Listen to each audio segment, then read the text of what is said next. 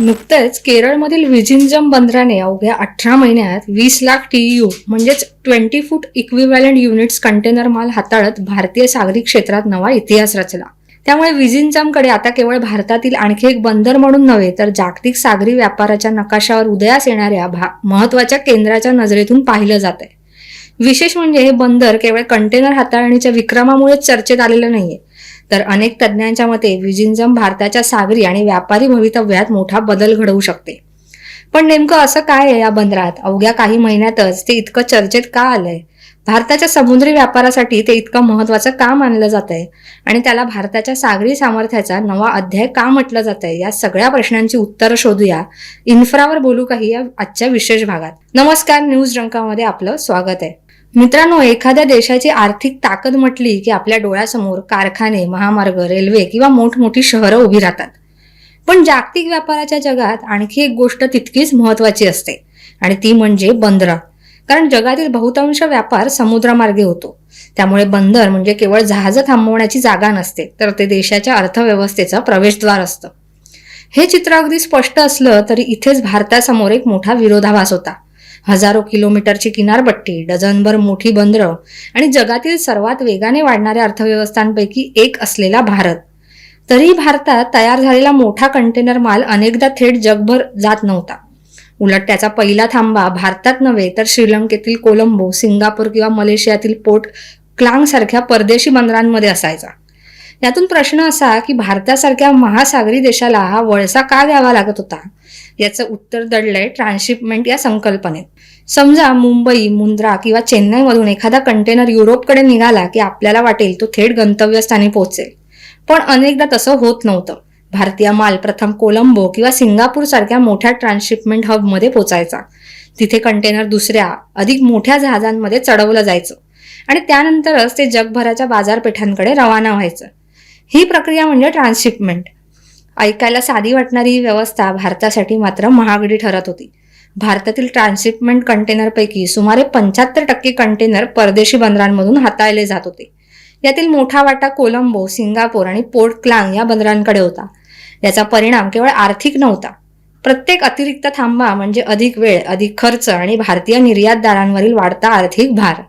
अनेकदा एका कंटेनर मागे $80 ते $100 पर्यंतचा जादा खर्च येत होता. या व्यवस्थेमुळे केवळ उद्योगांचाच खर्च वाढत नव्हता, तर वेळेचा अपव्यय, पुरवठा साखळीतील विलंब आणि कार्यक्षमतेवरील मर्यादाही निर्माण होत होत्या. शिवाय ट्रान्सशिपमेंटसाठी परदेशी बंदरांवर अवलंबून राहावं लागत असल्याने भारतीय बंदरांना दरवर्षी अंदाजे $200 ते $220 दशलक्ष संभाव्य महसुलालाही मुकावं लागत होतं. यासोबतच आणखी एक प्रश्न होता, तो सामरिक सुरक्षिततेचा. देशाच्या व्यापाराचा महत्वाचा भाग जर परदेशातील काही मोजक्या बंदरांवर अवलंबून असेल तर भविष्यात कोणताही संघर्ष, राजकीय तणाव किंवा पुरवठा साखळीतील अडथळा थेट भारतावर परिणाम करू शकतो.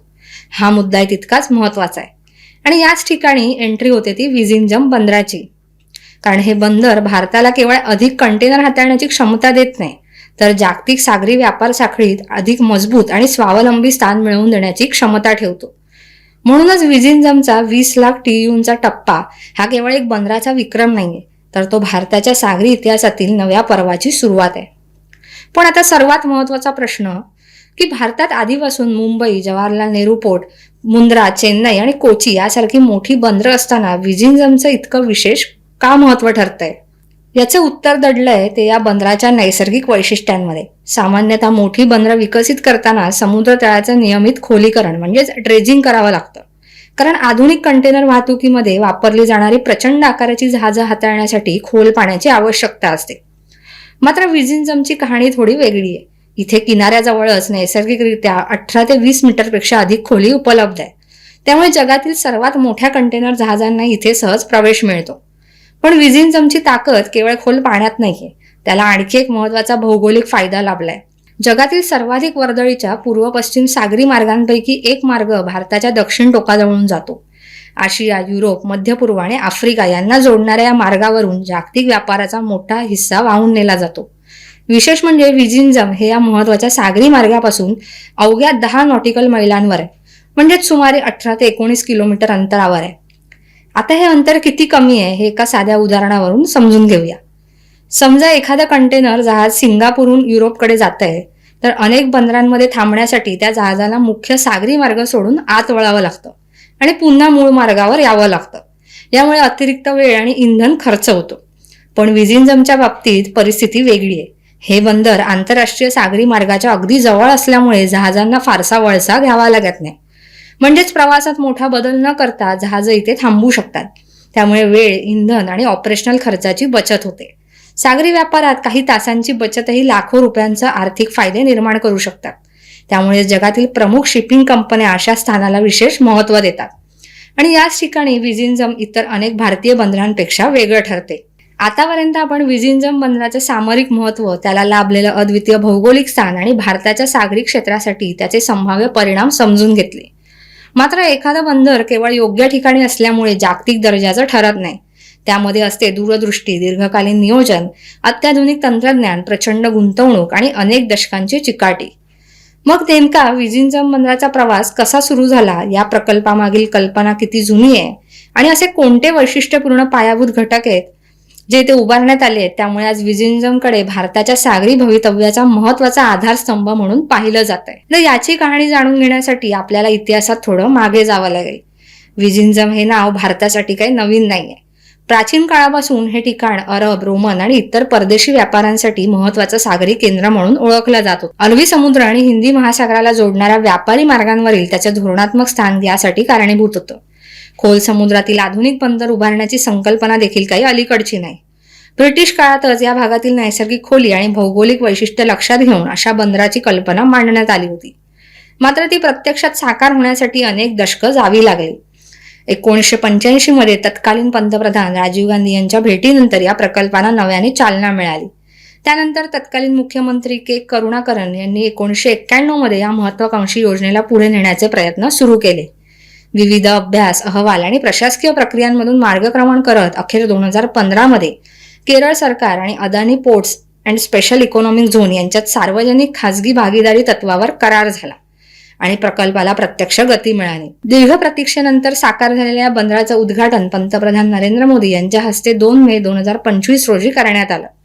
सुमारे 8,900 कोटी रुपयांच्या गुंतवणुकीत उभारलेल्या विझिंजम बंदराकडे आज भारताच्या सागरी परिवर्तनाचा केंद्रबिंदू म्हणून पाहिलं जातंय. मात्र विझिंजम बंदराची खरी ताकद केवळ त्याच्या इतिहासात किंवा भौगोलिक स्थानात नाहीये. जगातील सर्वात व्यस्त सागरी मार्गांच्या जवळ असण्याचा फायदा अनेक बंदरांना मिळतो, पण त्या संधीचं सामर्थ्यात रूपांतर करण्यासाठी आवश्यक असतात जागतिक दर्जाच्या पायाभूत सुविधा. विझिंजमने याच बाबतीत स्वतःची वेगळी ओळख निर्माण केली. अत्यंत खोल नैसर्गिक जलक्षेत्र, अल्ट्रा लार्ज कंटेनर जहाज हाताळण्याची क्षमता, प्रगत स्वयंचलित यंत्रणा, विशाल कंटेनर यार्ड आणि भविष्यातील वाढ लक्षात घेऊन तयार करण्यात आलेली रचना, यामुळे हे बंदर भारतातील इतर अनेक बंदरांपेक्षा वेगळं ठरतं. त्यामुळे आता जाणून घेऊया विझिंजम बंदराच्या अत्याधुनिक पायाभूत सुविधांची अशी कोणती वैशिष्ट्ये आहेत ज्यामुळे ते भारताच्या सागरी क्षेत्रातील गेम चेंजर म्हणून उदयास येतंय. विझिंजम बंदराचं सर्वात मोठं वैशिष्ट्य म्हणजे ते भारतातील पहिलं समर्पित कंटेनर ट्रान्सशिपमेंट बंदर आणि पहिलं greenfield deep C container port आहे. म्हणजेच पूर्वी कोणतीही मोठी बंदर सुविधा नसलेल्या ठिकाणी अत्याधुनिक आंतरराष्ट्रीय दर्जाचं बंदर उभारण्यात आलंय. या नैसर्गिक खोल समुद्रामुळे विझिंजम जगातील सर्वात मोठ्या कंटेनर जहाजांसाठी सहज उपलब्ध असतं. याच क्षमतेमुळे 24,346 TEU क्षमता असलेले MSC इरिना हे जहाज इथे यशस्वीपणे दाखल झालं होतं. हे बंदर आंतरराष्ट्रीय दर्जाच्या जहाजांसाठी पूर्णपणे सक्षम असल्याचं त्यातून सिद्ध झालं. बंदरातील पायाभूत सुविधाही तितक्याच प्रगत आहेत. समुद्रातील मोठ्या लाटांपासून संरक्षण करण्यासाठी 3 किलोमीटरहून अधिक लांबीचा भक्कम ब्रेक वॉटर उभारण्यात आलाय. तसेच प्रचंड आकाराच्या शिप टू शोअर क्रेन्स, विशाल कंटेनर यार्ड आणि आधुनिक माल हाताळणी यंत्रणेमुळे हजारो कंटेनर कमी वेळेत चढवणे आणि उतरणे शक्य होतं. विझिंजम मध्ये डिजिटल आणि कृत्रिम बुद्धिमत्ता आधारित तंत्रज्ञानाचाही वापर करण्यात आलाय. AI आधारित वेसल ट्रॅफिक मॅनेजमेंट सिस्टीम बंदरात येणाऱ्या आणि बाहेर जाणाऱ्या जहाजांच्या हालचालींवर सतत लक्ष ठेवते. यामुळे जहाजांना सुरक्षित मार्गदर्शन मिळतं, अपघातांचा धोका कमी होतो आणि बंदरातील कामकाज अधिक सुरळीतपणे चालतं. या उच्च क्षमतेच्या सुविधांचा सर्वात मोठा फायदा म्हणजे जहाजांचा टर्न अराउंड टाइम कमी होतो. म्हणजे जहाज बंदरात आल्यानंतर माल चढवणं, उतरवणं आणि पुन्हा प्रवासाला निघणं या प्रक्रियेला कमी वेळ लागतो. यामुळे शिपिंग कंपन्यांचा खर्च वाचतो आणि बंदराची कार्यक्षमता वाढते. यामुळे विझिंजम भारताच्या सर्वात आधुनिक आणि स्पर्धात्मक बंदरांपैकी एक म्हणून पुढे येत आहे. विजिंजमच्या सामर्थ्याची आणखी एक महत्वाची बाजू म्हणजे त्याची उत्कृष्ट मल्टी मोडल कनेक्टिव्हिटी. एखादं बंदर केवळ जहाजांसाठी सक्षम असून चालत नाही, तर ते देशांतर्गत वाहतूक व्यवस्थेशी किती प्रभावीपणे जोडलेलं आहे यालाही तितकंच महत्व असतं. या बाबतीत विजिंजमला मोठा फायदा मिळालाय. सेलम आणि कन्याकुमारीला जोडणारा राष्ट्रीय महामार्ग 47 बंदरापासून अवघ्या 2 किलोमीटर अंतरावर आहे, तर राष्ट्रीय रेल्वे नेटवर्क सुमारे 12 किलोमीटरवर उपलब्ध आहे. याशिवाय बंदरापासून केवळ 15 किलोमीटर अंतरावर असलेलं त्रिवेंद्रम इंटरनॅशनल एअरपोर्ट हवाई माल वाहतुकीसाठी पूरक ठरतं. रस्ता, रेल्वे, हवाई आणि सागरी वाहतूक यांचा असा संगम असल्यामुळे कंटेनर आणि मालाची देशाच्या विविध भागांमध्ये जलद आणि कार्यक्षम वाहतूक करणे शक्य होतं. परिणामी लॉजिस्टिक खर्च कमी होण्यास मदत होते आणि विजिंजमची क्षमता केवळ एक बंदर म्हणून नव्हे, तर एक महत्त्वाचं राष्ट्रीय वाहतूक व व्यापारी केंद्र म्हणूनही वाढतं. मात्र विजिंजमचा फायदा केवळ बंदरापुरता मर्यादित राहणार नाही. मोठ्या बंदरांभोवती जशी नवी उद्योग साखळी उभी राहते, तशीच एक आर्थिक परिसंस्था इथे विकसित होऊ शकते. मोठ्या बंदराभोवती सामान्यतः warehousing, container freight station, logistic park, cold storage, packaging units, वितरण केंद्र विकसित होत असतात. त्यामुळे विजिंजम परिसरात नवीन गुंतवणूक आकर्षित होण्याची शक्यता आहे.